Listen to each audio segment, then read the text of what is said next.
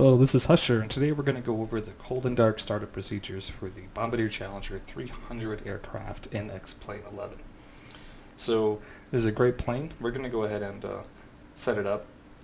We're going to get about 31,000 pounds of takeoff weight, give us about 2 hours of flight time. We're not going to take off, but that's where you would set it inside of X-Plane if you haven't done so. We're going to take off from Juneau International Airport. So we're going to go ahead and choose Juneau. Customize it. We'll take off from gate 2 this time, or plan our takeoff. We're going to start the day at 7 a.m. local time. Beautiful weather, make it nice and clear up there, and let's go ahead and start our flight. This plane is available as payware from the org store. I think it was $30 when I bought it. Worth every penny. I've spent several hours just going through the startup and through some easy flights. This plane is easy to take off. It can take a very high climb rate without losing much thrust. It is a beast to slow down. You will have to control your descent very, very manually to slow down to landing speeds, or you will need to plan your descent and go through several phases much earlier in the flight than you may normally have to. We're going to turn a couple of plugins off. We're going to turn off X camera. And I also have the X-FMC plugin loaded, as you see, which is a much better, in my opinion, flight management system than what comes with X-Plane. This is generally compatible with the Bombardier Challenger 300, but we're not going to use it right now. We're not going to programming the FMC is not going to be part of today's video. So when you load up the plane, as you see, it's nice, beautiful outside. We're here on the tarmac, parked at the gate. So we're going to go ahead and get started. The first thing we're going to do, go through a couple of these things, is this left-hand menu. This left-hand menu is specific to this aircraft. You can do the fast start, which is put you in a pretty good position to get the engines running and get ready to go flying. We're going to go take a look at a couple of the cameras first, though. You do see we have some other things here. So we got fast start, external pre-flight, which we'll do here shortly. We can look at our cameras, animations, the instruments, which is what we're already basically looking at, and you can set some options in here. So we're going to go ahead and start with some animations. We'll turn this menu on the bottom right. I'm going to go ahead and open the door. You can hear the door opening. The rest of these aren't really going to do a whole lot. You could open the emergency exit if you wanted to. We're going to go and close that one. We'll leave the door open for now. We'll close that later. And then you can also manage the internal doors as well and the tray tables. But we're going to go ahead and close that.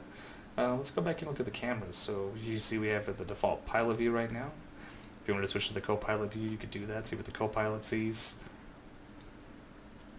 You can look in the cabin looking forward, cabin looking back again.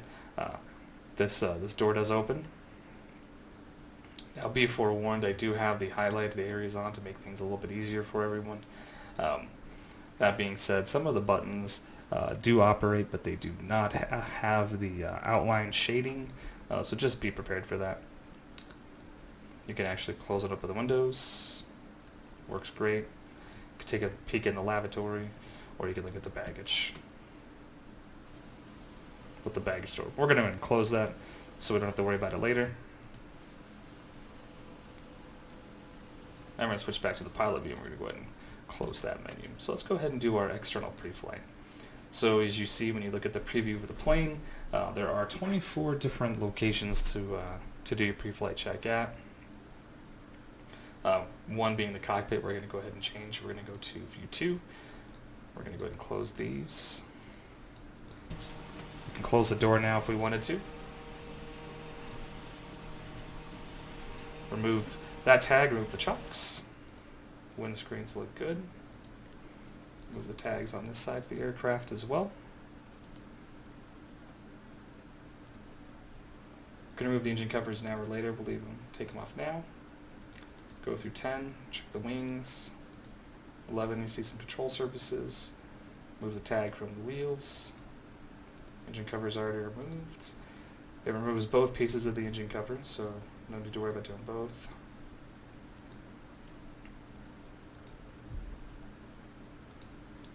Move the left engine cover. Move this tag. Control surfaces.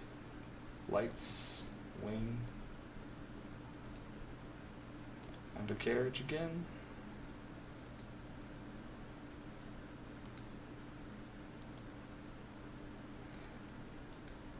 Emergency exit's closed. You can see that the shades are pulled and back in the cockpit. So we can go ahead and close this. Now you will notice a couple of things, like I said, some of the shading. Good example is the yaw dampener. This button does work, but you see most of these buttons work, but they are not highlighted. So just something to keep in mind. I'm sure that it'll get updated as DDEN continues to patch this up and get this running. But again, this is available through the store if you're interested in this aircraft. So we're going to go ahead and we're going to start a pre-flight check. So the first thing we're going to do, because it makes things a whole lot easier, you can do this two ways. You can click on screen, multifunction displays. That will bring up the secondary navigation, which is actually the same and works just the same as the navigation menu on the pilot side. So you could use that as well, or on the co-pilot side. So you could use this screen if you wanted to. I find this just to be more convenient so that I don't have to look away from the main screen so much, and you can bring the checklist up, but it will not work without power turned on. So the first thing we're going to go ahead and do is we're going to turn on the left battery. And you see we have our navigation displays. We're going to have our engine settings, fuel load. You're going to see your trim and your stab. You'll see your flap settings. Your gears are on and down. You can see the cabin altitude. And then you see your crew alert system, which is right here in the upper right-hand corner of the multifunction display. Something else to keep in mind, it's off right now. It'll be on in a few minutes, but you'll see that the right-hand co-pilot side, those screens are off. We will be turning those on later. But if you look at this screen at the secondary control, you will see that you can switch left or right, and you see that this multifunction display control indicator points left or right based on which is the active window screen. So just something to keep in mind. Now we have the checklist up. You can actually pop this out. I'm not going to do it. I like to just use this screen right here because I don't like having menus all over my simulator, because I'm not playing a menu simulator game. I'm playing a button clicking simulating game. So let's just go through this. So dock safety equipment, check. So just use this. Click the enter button when you're ready. We will also use these directional controls to change directions on menus as we go through. Alright, switches CBS. Alright, those are good. Gear handle is down. So the gear handle is down, and you can see up here on the multifunction display that the gears are enabled and they're on. Left and right hydraulic pumps should be off to start. They are off. They default to the off position. Air source is off. That also defaults to off. Standby instruments. So let's go ahead, and you'll notice that the primary thing you'll see is the secondary altimeter will come on when we turn on the standby instruments. Boom, there you go. See, the flight time is set to 0 because we're not flying yet. And local time is approximately 7:05 a.m. Left battery's already on. It's been running. So let's go ahead and turn the right battery on. Right down here. You'll see the electrical power. Right now the batteries are running at 24 volts. Buses look good. Check the CAS for any APU abnormalities. We don't see any APU abnormalities in the crew alert system, so let's move on. Let's check our lights. So we're going to do on the light panel on the co-pilot side by the co-pilot's left leg. We're going to flip all these on, left to right, and then up and right to left. So just want to flip them on and enable them, and then turn them back off. Alright, lights are good. No, emergency lights are off, so you notice we do have a crew alert message about that, but we're not going to turn those on. We're going to leave those off till we get to that part of the checklist. Alright, fuel pump should be set to auto. They're right here below the checklist. They're set to auto by default, but we can just go ahead and change our fuel pumps. If you have OCD, click through. And then we're going to start our APU, so you will hear it start up. So click and hold. You can hear the whine of the APU as it goes up, as it starts. You will see that these will all start to approach 28 volts, give or take. Should probably be within a tenth of a volt or so by the time they actually the APU fully spools up. So we are getting a little bit better voltage to the aircraft. The APU puts out 28 volts at apparently right now 82 amps, 83 amps. It's going to continue to climb a little bit. But we will even out at our batteries approximately 28 volts. If they don't, there's something wrong with your aircraft. So the electrical system right here we're looking at looks good. Make sure our left and right bleeds on the air conditioner panel are turned off. Set the APU bleed to on and cross bleed to on. Switch air source to normal.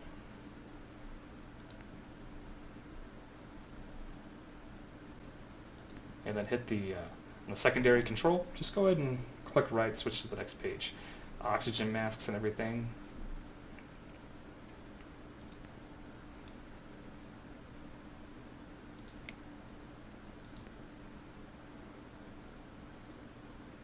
So if you wanted to check that, what you can do is switch to the right screen, change it to ECS, and then you'll see, if you look over your oxygen quantity in the upper right hand corner. Right, so you can see that quite easily if you know where to look. I'm going to switch the right screen back. I'll switch it back to electrical. I'd like to see that during the startup process. You will see you can switch between what these screens are using the secondary control on the bottom. So you can look at your anti-ice settings, UCS, electrical, flight controls, your fuel, and your hydraulics. Leave it on electronics right now. So fuel is good. Standby instruments checked. We've already turned it on. Standby instruments running just fine. Clock doesn't need to be reset. It's good. NWS is off. Ram air is off. It's under little toggle covers, so you can close that, but it is off. Air conditions and bleeds are checked, so cross bleeds on, APU's on, and left and right bleeds are off. Anti-ice wing source is set to normal. That's the default. Probes are off. We'll get to that shortly. Set your emergency lights, so we're going to go ahead and arm emergency lights. Left and right hydraulic pumps. So let's turn those on.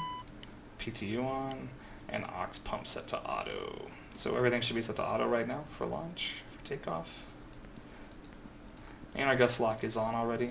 If you wanted to turn it off and on, feel free to do so. I like to pump the parking brake just because. And let's switch pages. Alright, so wings are clear. Get clearance, do your FMS. Close the doors, so if we wanted to do that, we can actually just check the animations. Doors closed. Turn on the cabin lights here, or you can turn the cabin lights, I can scroll, you can actually turn the cabin lights on right here. Turn the other ENT lights on as well. You see our oxygen is automatically set to 0 as well, or set to auto, so you don't have to worry about that. Emergency brake's been checked, chocks have been removed, we did it during our external pre-flight check. Gust lock is off, so let's make sure it's off now. Gust lock is off. If the gust lock is on, plane will not start. Thrust is set to idle by default, but just make sure you set it before, make sure you set everything, make sure it's set to idle before you start the engines. Switch the engine on switches, the engine run switches, so switch them to on, they're directly below the throttle. And now the next piece is engine start, so let's check to make sure that nothing is passing behind. Alright, so we got about 180 degrees clear. 360 for the most part. So let's go ahead and switch back to our internal view and let's start the engines. It's very similar to how you start the APU.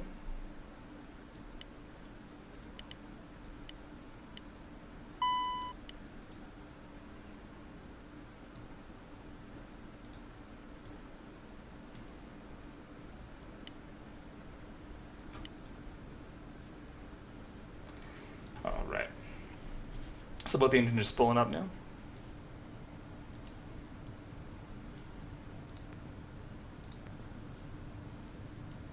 So go ahead and turn your yaw dampener on. Now you will see the yaw dampener button does work. It is not highlighted, but it does work in the game. And you will see an indicator when the yaw dampener is on in the center above your artificial horizon.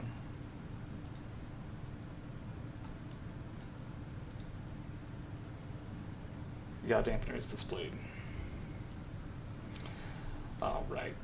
Wing anti-ice, we're going to turn that on the anti-ice panel. We're going to leave it on for a couple of minutes at least. Normally it gets pretty cold flying up in high altitude, right? So I like to fly this around 30,000 feet just because, especially over the mountains, if you want to do a really pretty flight, fly from here to and follow all navigation aids all the way up to Unalaska or PADU, which is the Dutch Harbor airfield. So it does get pretty cold on that trip, so you're going to want to leave your anti-ice on. Alright, windshield heats. So we're going to go ahead and turn our windshield probes on. Set your flaps for takeoff, so depending on where your setting is, you will see it right now. So I set it 20-degree flaps, as you can see on the right, and you will see an indicator on the multifunction display as the flaps adjust down to 20 degrees. So you can check your hydraulics. So we're still set to the right MFD for the summary screens. So we'll switch to hydraulics.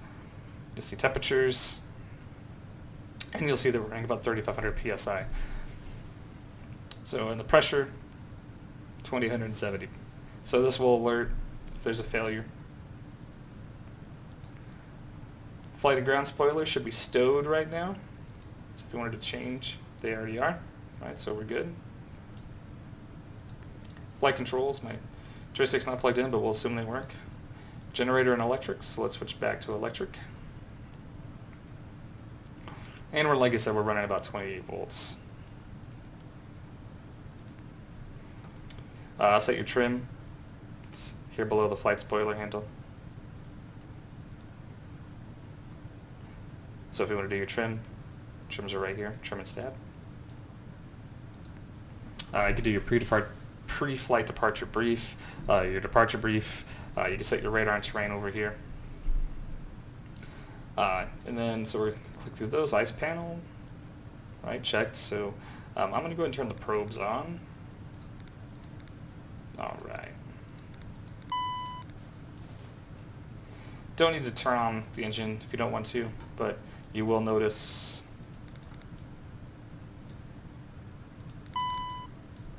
there's a crew alert system if the heat probes are off. So we'll leave them on. Brief your passengers, turn on NWS, and check your crew alert system. So we've got wing engine anti-ice is on, park emergency brake is on, and the cross bleed is open.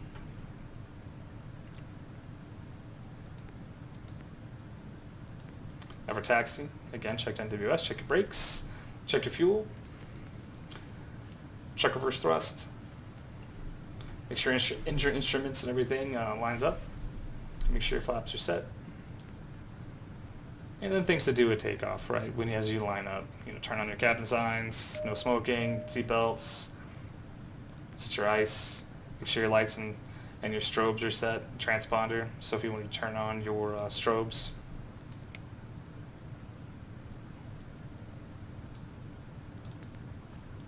And that's pretty much it. If you wanted to do the flight computer, like I said, for this flight, we're not going to do it, but you could clear this. You could set your flight plan. This is Juneau, Alaska, which is there's a nice freeware version of Juneau out available if you look through the forums or on the org. So you could actually get some better detailed terrain. This is PAJN. And if, like I said, that flight, if you wanted to fly out to Dutch Harbor on Alaska, is PADU. And you can set that all on your flight computer.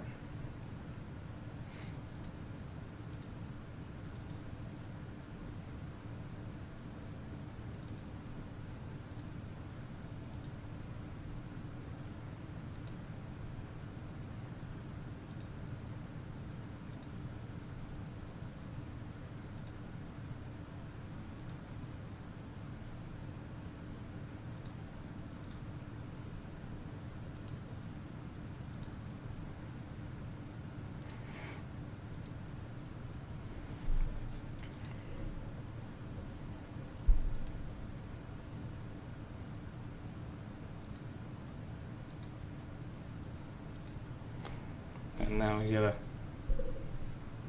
can set up your flight computer however you want. I like using the X-FMC flight management computer. It's a little bit better than, well, it's more detailed, gives you a little bit more control over your aircraft. You actually have, if you want to look through it real quick, I'm not going to do a full tutorial on it, but once you reviewed your charts, this gives you a lot better control over your aircraft. So same sort of deal, right? Works just the same. This does use the autopilot or the autopilot system and everything already built into X-Plane. So if you're going to use a flight computer, I like X-FMC. Gives you a little better control over deleting waypoints and things like that. I do recommend using it. It will also give you some additional control.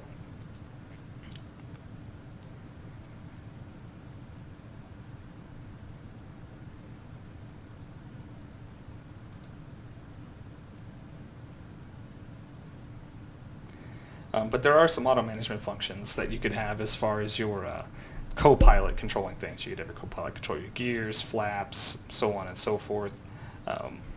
Gives you a little bit better control, and you can program each leg of your flight independently. It's a little bit easier to use. There are some more things that you can do inside of this that you can't do inside of the X-Plane FMS, but this is a good plug-in. Once you have everything actually applied, so you can set your thrust limits, Takeoff data. your takeoff data, your flap settings. You can configure all of that inside of X-FMC. It does work pretty well with this aircraft. And if you look under the actual ident screen, you can see it does show the aircraft, shows the configuration date, what version of the software you're running, so on and so forth. So it is a good plugin to use.